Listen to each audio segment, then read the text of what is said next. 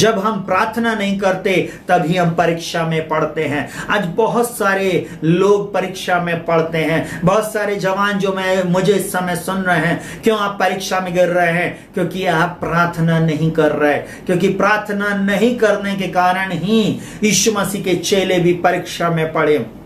स्वयं प्रभु यीशु मसीह बोलता है लूका 22 उसके 46 में, उठो प्रार्थना करो कि परीक्षा में ना पड़ो। देखिए, प्रार्थना नहीं करना एक पाप है। दूसरी चीज, प्रार्थना नहीं करने के द्वारा हम सेकंड बात, हम एक परीक्षा में चले जाते हैं। प्रार्थना नहीं करने के कारण परीक्षा हमारे जीवन में बार बार आती है और उन परीक्षाओं में हम सफल नहीं हो पाते हैं। देखिए, बाइबल इस बात को बोल रही है, यीशु मसीह बोलता उठो प्रार्थना करो कि परीक्षा में ना पड़ो। इसका मतलब परीक्षा आने वाली है, उससे वो हमको बचा सकता है। वो परीक्षा को टाल देगा, वो विपत्ति को टाल देगा, दुष्ट शक्ति के प्रभाव को जो वो हमारे ऊपर आक्रमण करने वाला, उससे वो हमें बचा लेगा। हो सकता आप बड़ी दुर्घटनाओं से बच जाएं, एक्सीडेंट से बच जाएं, मृत्यु से बच जाएं। हो सकता बहुत बड़ा दुर्घटना होने वाली है, उसके पहले हो सकता थोड़ी सी क्षति आपको हो और आप बड़ी दुर्घटनाओं से बच जाएं। आप जब प्रार्थना करेंगे, प्रार्थना करें। मत्ती 26 से 41 में इस प्रकार से यीशु मसीह बोलता, जागते रहो, प्रार्थना करते रहो कि तुम परीक्षा में ना पड़ो। वहां बोलता आत्मा तो तैयार है परंतु शरीर दुर्बल है। आत्मा तैयार है। आज बहुत सारे लोग एक दिन के लिए, 2 दिन के लिए, 4 दिन के लिए बहुत खुशी खुशी, अरे हम प्रार्थना करेंगे, हम हिंदुस्तान जीत लेंगे, हम मध्य प्रदेश जीत लेंगे, जबलपुर शहर को जीत लेंगे, अरे हम अपने पड़ोस को जीत लेंगे, हम बहुत। और आपको मालूम है जब वो एटमॉस्फेयर रहता है ना, तब खूब कूदते और फांदते हैं चर्च के अंदर, ओ हालेलुया, प्रेज द लॉर्ड, और बहुत बहुत उत्साहित होकर हम प्रार्थना कर रहे होते। पर जब हम अकेले में रहते हैं ना, तभी हम परीक्षा में पड़ते, तभी हमारी सच्चाई पता चलती कि हम कितनी प्रार्थना में हैं। आज आपको मालूम है बहुत सारे मसीह लोग ना प्रार्थना से बहुत दूर हो गए हैं। वो क्या कर रहे हैं, मोबाइल पर एक का मैसेज देखे और फिर स्क्रॉल कर दिए, फिर दूसरे का देखे, अरे मजा नहीं आ रहा, फिर तीसरे का, और आपको मालूम है ऐसे करके सुबह से लेके शाम तक, शाम से लेके रात तक उनका यही चल रहा। रात में 1:30 बजे, 2-2 बजे तक मोबाइल में लगे रहते। कोई प्रार्थना का जीवन नहीं है, कोई प्रार्थना नहीं है। आपको मालूम है जब आप प्रार्थना करेंगे तब आप परीक्षा में नहीं पड़ेंगे। आत्मा तो तैयार है परंतु शरीर दुर्बल है। सुने का बहुत ध्यान से, मसीह जो महिमा की आशा है वो आप में रहता है। आपकी आत्मा तैयार है, आपके अंदर में परमेश्वर ने सारी आशीषों को रख दिया है और वो चाहता उन आशीषों को आप ले लें। आप तभी ले पाएंगे जब आप प्रार्थना करेंगे। आप तभी आशीषित होंगे जब आप प्रार्थना करेंगे।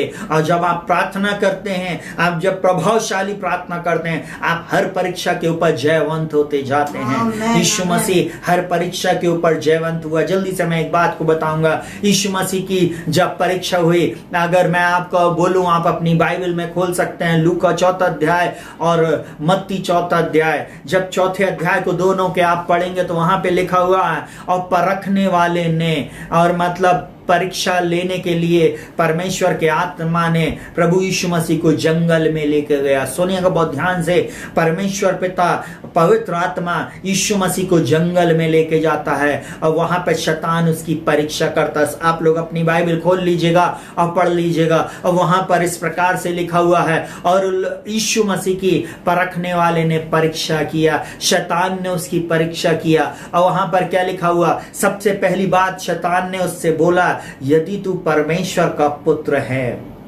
तो इस पत्थर से कह रोटी बन जा। आपको मालूम है सबसे पहली परीक्षा उसकी रोटी के लिए हुई। आपको मालूम है आज संसार लॉकडाउन में, आपको मालूम है उसको रोटी की चिंता है, रोटी की परीक्षा कहां से आएगी। और यीशु मसीह वचन को पढ़ता था, इसलिए मैंने जो उदाहरण दिया उससे मैं आज आपको समझाना चाहता हूं कि क्यों मैं बोल रहा हूं, जब आप वचन को पढ़ते हैं तब आप परीक्षा में स्थिर रहते। वचन यीशु मसीह ने बोला, मनुष्य केवल रोटी से नहीं परंतु उस वचन से जो परमेश्वर के मुख से निकलता जीवित रहेगा। और शैतान उसके पास से चुपचाप चले गया।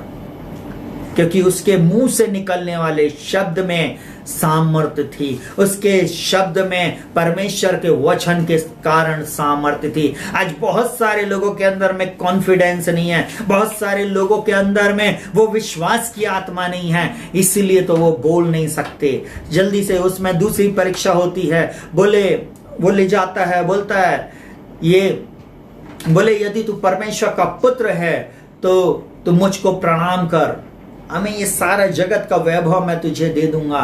यीशु मसीह ने बोला अपने परमेश्वर को तू प्रभु जानकर उसी को प्रणाम करना, उसी की उपासना, उसी की स्तुति करना। आपको मालूम है तब शैतान उसके पास से चला गया।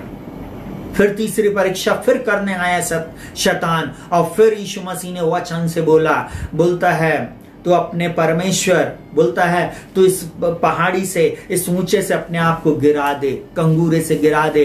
वहां पर यीशु मसीह उसको एक ही बात बोलता है कि नहीं तो अपने परमेश्वर की परीक्षा नहीं करना। बोलता है लिखा है तू अपने परमेश्वर की परीक्षा नहीं करना। मेरा परमेश्वर आज आपसे इस बात को बोल रहा है, आप उसकी परीक्षा ना करें, आज परीक्षा ना करें। अगर आज आप उसकी परीक्षा करेंगे, मैं आज आप लोगों को एक ही बात को बोलना चाहूंगा कि आप अपने जीवन में उस परीक्षा पे कभी जयवंत नहीं हो सकते।